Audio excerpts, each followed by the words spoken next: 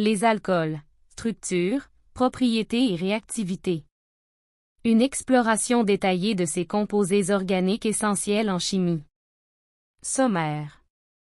Définition et structure moléculaire des alcools. Nomenclature et classification UPAC. Propriétés physiques, liaison hydrogène, solubilité. Réaction d'oxydation ménagée et test. Applications industrielles et biologiques. L'ubiquité des alcools. Définition. Ces molécules organiques sont caractérisées par la présence d'un groupe fonctionnel hydroxyle, qui est lié à un atome de carbone saturé, hybridé. Diversité. Leur gamme s'étend du méthanol, un solvant industriel courant, à l'éthanol, composant des boissons et des biocarburants, sans oublier le cholestérol, un alcool complexe essentiel à nos membranes cellulaires. Impact. Il est crucial de comprendre comment la structure moléculaire spécifique du groupe hydroxyle modifie radicalement les propriétés physico-chimiques des alcools par rapport aux alcanes équivalents. Sur la figure ci-contre nous voyons une molécule, plus petite unité d'une substance chimique. Structure et groupe hydroxyle. Les alcools sont caractérisés par un groupe hydroxyle lié à une chaîne carbonée, avec une formule générale. La forte électronégativité de l'oxygène confère une géométrie coudée et une polarité significative aux liaisons. Sur la figure ci-contre nous voyons la géométrie et polarité du groupe hydroxyle dans le méthanol. Nomenclature systématique UPAC des alcools. Chaîne principale. Il faut identifier la plus longue chaîne carbonée qui contient le carbone fonctionnel, porteur du groupe hydroxyle. Suffixe. Le nom de l'alcool est dérivé de l'alcane correspondant en remplaçant la terminaison « par la terminaison « ol ». Numérotation. La chaîne est numérotée de manière à attribuer l'indice le plus bas possible au carbone qui porte le groupe hydroxyle. Substituant. Les ramifications latérales sont nommées et numérotées selon les règles établies pour les alcanes, apparaissant comme des préfixes. Ci-contre nous voyons la structure cristalline de l'éthanol, exemple de réseau moléculaire. Classification des alcools. Alcool primaire. Le carbone fonctionnel est lié à un seul autre atome de carbone. Pour le méthanol, il n'y a pas d'autre carbone. La structure générale d'un alcool primaire est RCH2OH. Alcool secondary. Le carbone fonctionnel est ici lié à deux autres atomes de carbone. Cette configuration influence sa réactivité. La structure caractéristique est R2CHOH. Alcool tertiaire. Le carbone fonctionnel est directement lié à trois autres atomes de carbone. Cette disposition confère des propriétés chimiques distinctes. Sa structure générale s'écrit R3COH. Liaison hydrogène et ébullition. La présence du groupement OH dans les alcools permet la formation de liaisons hydrogène intermoléculaires. Ces interactions fortes nécessitent une énergie thermique élevée pour être rompues, augmentant drastiquement les températures d'ébullition par rapport aux alcanes de masse molaire similaire. Sur le graphe ci-contre nous voyons la comparaison des températures d'ébullition entre alcanes, alcool et acide carboxylique. Oxydation ménagée, principe. Le carbone fonctionnel est oxydé sans rupture de la chaîne carbonée, ce qui est la base de l'oxydation ménagée. Les réactifs classiques sont le jaune permanganate, en milieu acide ou le jaune dichromate, essentiels pour initier la réaction. Le mécanisme de l'oxydation implique la perte d'atomes d'hydrogène sur le carbone fonctionnel et le groupe hydroxyle. L'importance de la classe de l'alcool, primaire, secondaire ou tertiaire, détermine directement le produit final de l'oxydation. Les conditions de l'oxydation ménagée s'opposent à la combustion, évitant la destruction complète de la molécule. Sur l'image ci-contre nous voyons une réaction de substitution organique en laboratoire. Oxydation des alcools primaires. 1. Alcool primaire. Le point de départ est une molécule caractérisée par un groupement hydroxyle lié à un carbone primaire. 2. Aldéhyde.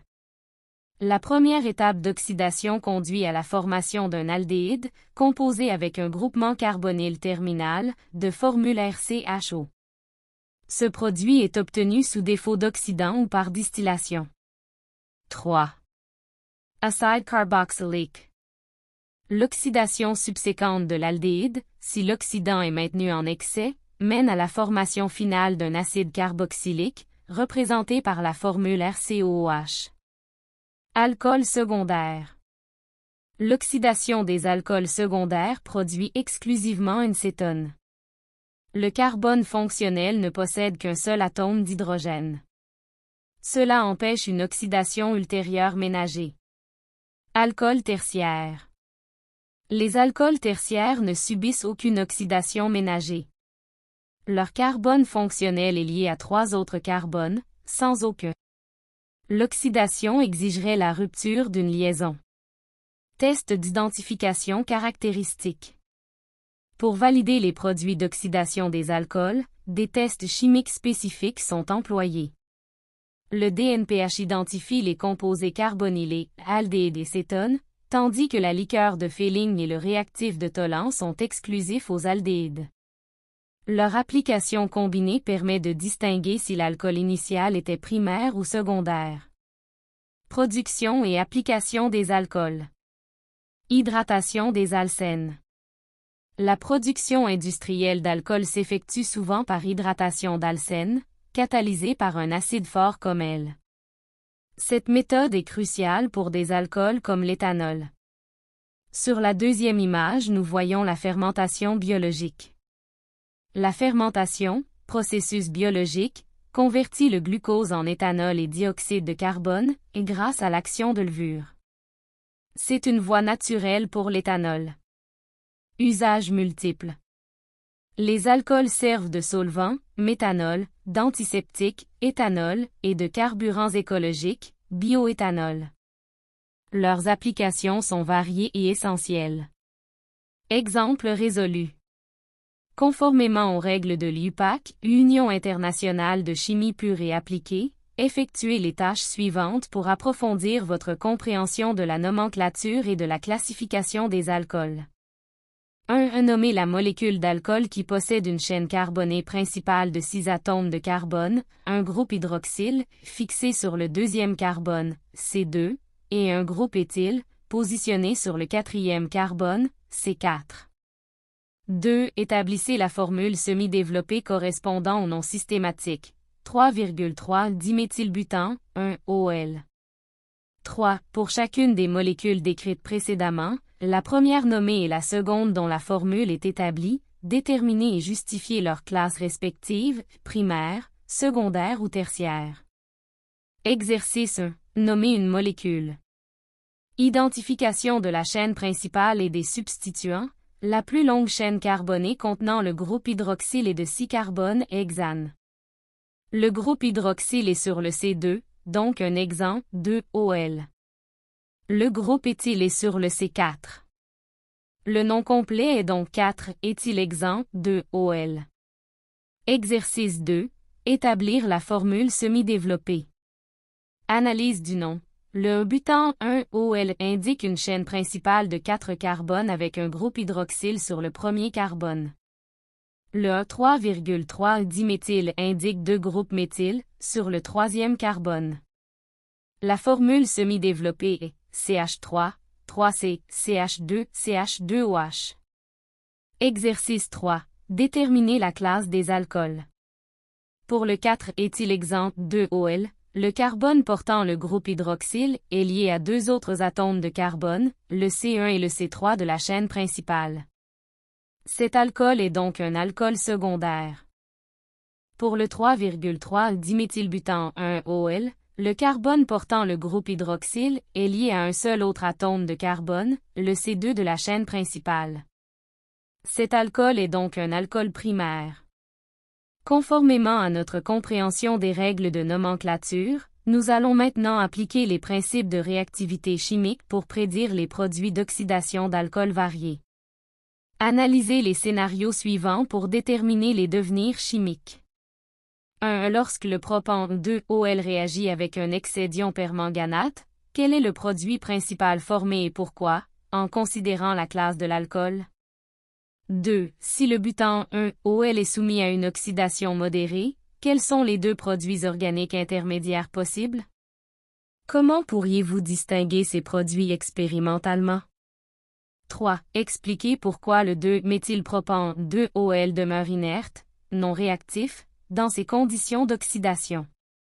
Pour le propane 2-OL, classé comme un alcool secondaire, l'oxydation par un excès d'ion permanganate conduit à la formation de la propanone, cétone. La raison est que les alcools secondaires s'oxydent exclusivement en cétone, qui sont résistantes à une oxydation ultérieure car elles ne possèdent pas d'hydrogène sur le carbone fonctionnel. L'oxydation modérée du butane 1-OL, un alcool primaire, peut produire deux composés successifs, d'abord le butanal, un aldéhyde, puis l'acide butanoïque, un acide carboxylique. Cette séquence s'explique par la présence de deux hydrogènes sur le carbone fonctionnel, permettant une oxydation en aldéhyde puis en acide carboxylique. Pour distinguer le butanal de l'acide butanoïque, on peut utiliser des tests chimiques spécifiques. Le réactif de Tolan ou la liqueur de Fehling réagissent avec le butanal, aldéhyde, pour former un précipité ou un miroir d'argent, mais ne réagissent pas avec l'acide butanoïque. L'acide butanoïque, étant un acide, ferait virer un indicateur de pH vers l'acide ou réagirait avec un bicarbonate de sodium. Le 2-méthylpropane 2-OL est un alcool tertiaire. La spécificité des alcools tertiaires réside dans l'absence d'atomes d'hydrogène directement liés au carbone fonctionnel, celui portant le groupe OH. Par conséquent, ces alcools ne peuvent pas subir les réactions d'oxydation conventionnelles car il n'y a pas d'hydrogène à éliminer pour former une double liaison carbone-oxygène sans briser le squelette carboné. Vrai ou faux? L'éthanol est moins miscible dans l'eau que le octane 1-OL car sa chaîne carbonée plus courte réduit les interactions hydrophobes. Faux. L'éthanol est moins miscible dans l'eau que le octane 1-OL car sa chaîne carbonée plus courte réduit les interactions hydrophobes. Explication. L'éthanol est plus miscible dans l'eau que le octane 1-OL car sa chaîne carbonée plus courte permet une meilleure formation de liaison hydrogène avec l'eau, dominant ainsi les interactions hydrophobes moindres. Vrai ou faux? L'oxydation ménagée d'un alcool secondaire conduit à la formation d'une cétone, tandis que celle d'un alcool primaire peut produire un aldéhyde ou un acide carboxylique selon les conditions opératoires. Vrai. L'oxydation ménagée d'un alcool secondaire conduit à la formation d'une cétone, tandis que celle d'un alcool primaire peut produire un aldéhyde ou un acide carboxylique selon les conditions opératoires. Explication. Les alcools secondaires sont oxydés en cétone, et les alcools primaires peuvent être oxydés sélectivement en aldéhyde ou complètement en acide carboxylique. Vrai ou faux? La capacité des alcools à former des liaisons hydrogènes avec d'autres molécules d'alcool est la principale raison pour laquelle ils ont des températures d'ébullition significativement plus élevées que les alcanes de masse molaire comparables. Vrai. La capacité des alcools à former des liaisons hydrogènes avec d'autres molécules d'alcool est la principale raison pour laquelle ils ont des températures d'ébullition significativement plus élevées que les alcanes de masse molaire comparables. Explication. Les liaisons hydrogène intermoléculaires requièrent une énergie plus importante pour être rompues, augmentant ainsi la température nécessaire pour passer à l'état gazeux. Conclusion. Les alcools, caractérisés par le groupe OH, sont omniprésents et définis par leur carbone fonctionnel saturé. Le groupe hydroxyle confère aux alcools des liaisons hydrogènes, expliquant leur point d'ébullition élevé. La classe de l'alcool, primaire, secondaire, tertiaire, dicte sa réactivité spécifique à l'oxydation. Des tests comme la DNPH et Fehling distinguent les aldéhydes et cétones issus de l'oxydation ménagée.